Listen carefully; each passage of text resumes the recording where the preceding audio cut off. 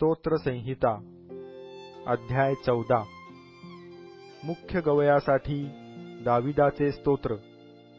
मूढ आपल्या मनात म्हणतो, देव नाही। लोक दुष्ट व अमंगळ कर्मे करीतात, सत्कर्म करणारा कोणी नाही।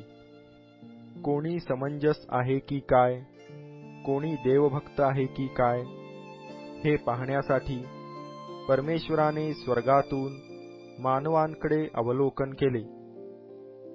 ते सर्व मार्गभ्रष्ट झाले आहेत, एकूण एक बिघडला आहे। सत्कर्म करणारा कोणी नाही, एकही नाही।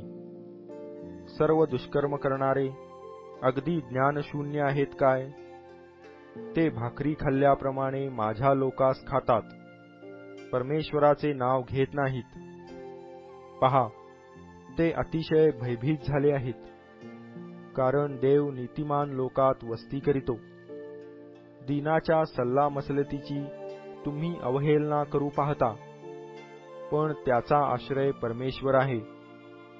देव करो आणि सियोनेतून इस्रायलाचा उद्धार होवो।